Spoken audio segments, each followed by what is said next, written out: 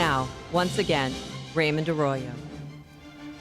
Welcome back to The World Over. She became a Broadway legend. Starting in 1944, Elaine Stritch made a name for herself playing brassy, outspoken, hilariously funny characters. And though she appeared in film and television shows over the years, winning an Emmy for her work on 30 Rock, Elaine Stritch was a live performer. A couple of years ago, I learned when I caught up with her during one of her farewell shows at the Carlisle Hotel in New York that it was a nun who was instrumental in helping her get to Broadway. She was also related to Cardinal Samuel Stritch of Chicago. When I sat down with Elaine, I also discovered something else. Stritch was a tough character. This interview was such a wild ride, I didn't intend to ever air it. But when Elaine Stritch died last week, I thought maybe there was something worthy here. She was, as you will see, an outspoken dame to the very end, and even at the beginning. Let's turn the mics on, or you won't get anything worthwhile. I've seen you, I have to say, since I was about that big, all these years. I just saw you the other night here at the Cafe Carlisle. Did you imagine? Did you ever hear any of the jokes about Betty Davis? I've loved you ever since. Wait a minute. I haven't asked you the question yet. When Betty Davis said, when somebody comes up to her and says, I've loved you ever since you should know better than that. You're hip enough to know better than Elaine, I have seen you ever since I was. Boy, are you looking for a. I'm sorry, I'm guilty as charged. Unbelievable. I mean, you are the proof positive of what all those jokes are based on. Thanks a lot. So, well, thank you. Yes, right back at you. I deserved Thanks it. a lot. You're absolutely right. Absolutely. Here's what I wanted to build to. Yeah. You were absolutely spectacular last night. How do you do this after 86 I don't know. years, Elaine? I don't know. I don't know. But I've finally gotten to the point where I've always been in love with audiences, and I think it shows in my work. I really like them, and that's why it's coming over like we're old friends and we're having a party. That's what it felt like. Yeah, and so so that's what happens, and that's mission accomplished as far as I'm concerned. Why do the wrong people try? She strode the boards, entertaining audiences for nearly 60 years. From Rodgers and Hart to Stephen Sondheim to a widely acclaimed Tony Award-winning one-woman show, Stritch never stopped. I'm still here. Plush velvet sometimes just pretzels and beer. But I'm here. Oh, listen, I don't like what I'm doing 24 hours a day, but I have respect for those people that have gone to such expense and time and effort to come in to see me. Why wouldn't I just love the curtain call where they're going like this? No, and they love you. This is a love-in. This audience last night, they were terrific, with you every moment. Yeah. And you were with them. And in this Absolutely. material. No, you don't go that far. You don't do that on your own. No. Love is a two-way street. It really is. And you don't get it for nothing. I want to back up and talk about your early life, your career, and then we're going to make our way to other interesting things and this fantastic show. You grew up in Michigan, and your faith... I don't know whether I grew up, but I was there at the time. And your parents sent you to the Convent of the Sacred Heart. This was really an important part of your formation. It was the school to go to. My family my dad was getting very successful. He was a self-made man.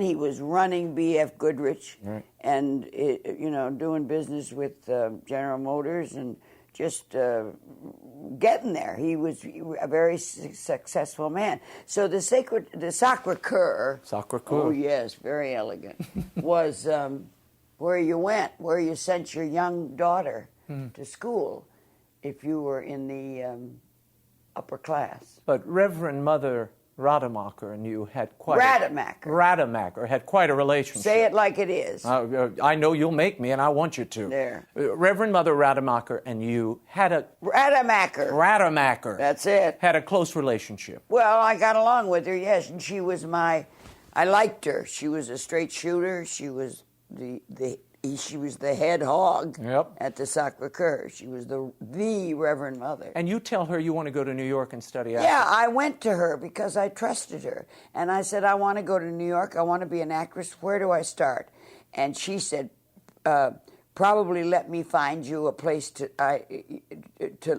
live in New York, because that's going to be your biggest problem. Your family are going to say, how can I send my 17-year-old daughter to New York to become an actress and have her protected and in safe hands? And she found a convent And for she you. found, it was like a residence. It was like a finishing school. And you went there, you took a few, I don't know, subjects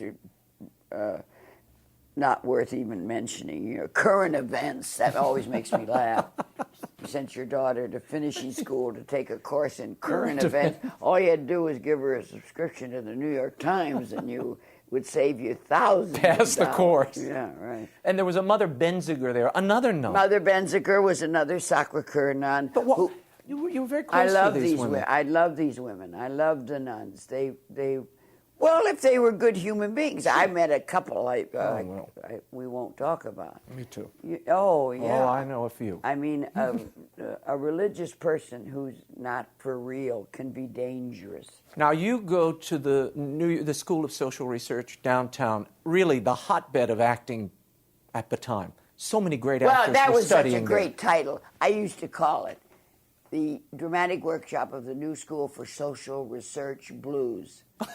That's what I called it. I mean, I never Why? saw such a title to a dramatic school. I loved it. I loved it. And Marlon Brando was one of your classmates? Sat next to me in school. You dated him a little bit? Yeah, everybody would think that was just the gift of a lifetime. Not you. Pain in the is Now, what he was. He takes you, that you told in your show Elaine Stritch at Liberty, you told the great story. He takes you home, he comes out in his pajamas, you get on the train and go I'm away. home. I'm back at the convent with Reverend Mother Benziger, and every woman in the world would say, is she out of her mind?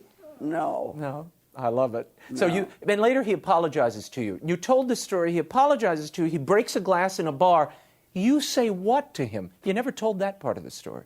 What do you mean I say what to him? Well, when he broke the glass I and said, I'm understood sorry, it. I Lorraine." didn't have to Elaine. say what. I knew what he was going through. He really, he was sorry for upsetting me. He didn't know that he was going to upset me to the Degree that he did.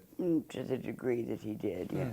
Right. Later, you work with the great Noel Coward, who you were cast in his plays when you were, 18 years old? You were in one Well, of his he plays, came to Private see Lives? me in my first big musical in Philadelphia because he'd heard that I was good from Goldilocks. the conductor, the great conductor. What's his name?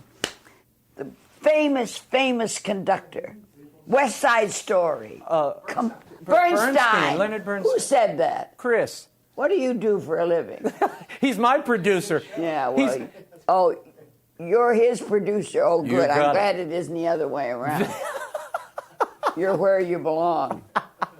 Thank you, Elaine. That's all right. We need help. That's why. And Yeah. he's my help. Good. So Leonard Bernstein tells Coward to come see you in Goldilocks, and he says Philadelphia. what? Well, he tells me that he thinks I'm talented and that he wants me to be in a show that he's writing. So that's as simple as that was. So I did sail away, and I spent 2 of the most exciting years of my life with Noel Coward. And we hit it off. Oh, yeah. We had no problem at all. He knew called what- you Stritchy. Stritchy, yes. He said in his diary, and I dug this up the other day, she's wildly enthusiastic and very funny, of you, he wrote. I think I shall be able to manage her, he said. Yeah. Why do you think he said that? Because that's what he thought. Nobody was going to not. He was. If anyone was able to I didn't know I was that difficult. You never know what you present to others. Oh, the gift that God would give us to see ourselves as others see us. Who was it? Burns, wasn't it? Yep. Okay. So I wasn't aware of it at all, that I was a problem. But I was a complicated talent. Mainly because I didn't believe in myself. And if you don't believe in yourself, you're not presenting the true self. It's not coming over. So you're confusing people. Well, you certainly believe in yourself now. Yeah, well, I'm not even saying that I do now, but people who are unsure of themselves present a lot of problems. Elaine, I didn't realize at 18 you were the original Trixie in the Honeymooners pilot. Yeah, which was a very unfortunate. I don't even like to talk about it. I just think it's terribly interesting what Jackie Gleason said to me. He said, you're not going to play Trixie. We've seen it, and you're too much like me. Oh, so that was it. Yeah, he thought I was a great comedian, and he said, you can't have everybody on the Honeymooners funny. You got to have one straight man, and that was Trixie. When you were in Chicago touring in Call Me Madam, you pay a visit to, was Cardinal Stritch of Chicago your uncle or your cousin? We called them uncles when they were so many cousins you couldn't count them. Yeah, I would lean towards he was a distant cousin of mine, but we were in the same family and we came from the same part of Ireland, and I think it was County or Cork, I don't know, but it wasn't a close relationship. You only met him once. Yeah, only met him the one time. Yeah, and my father arranged that because the Cardinal had seen something in the paper that was fine with him, but he said, when someone is talking about me, I want to meet them. That was the Cardinal's invitation. Oh. So I went and met him, and he was a charming, very hard-boiled man. After that experience in the late 60s, you bartended for a while at Elaine's. Yeah, I got tired of the theater. I got tired of the insincerity of it. A lot of people were letting me down as friends. A lot of people were letting me down artistically, emotionally. And I got scared and lonely.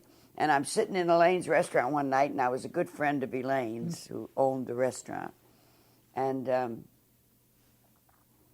I said, can I tend bar? I love tending bar. I always had so much fun at home. I would do it at my mother and dad's parties.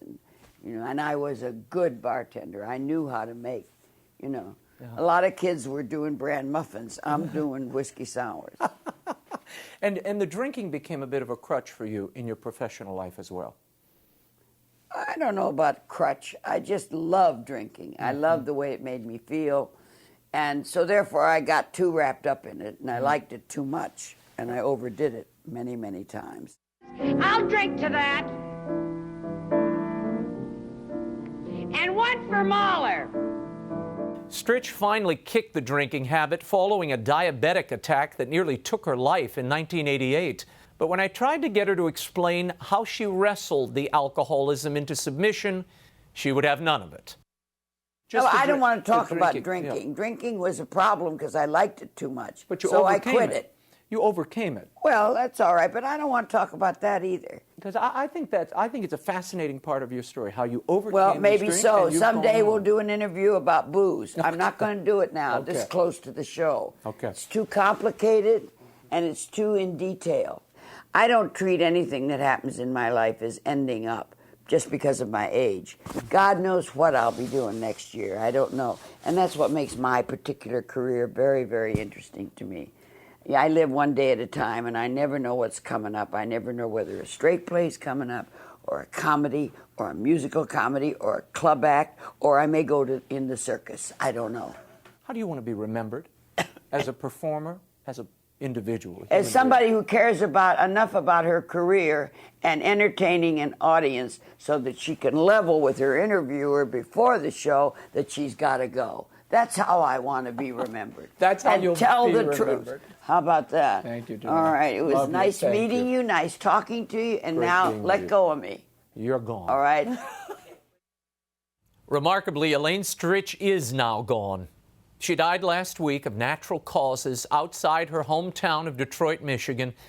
And that, ladies and gentlemen, remains the most difficult interview I have ever conducted. May Elaine Stritch rest in peace, though I'm not sure if her companions ever will.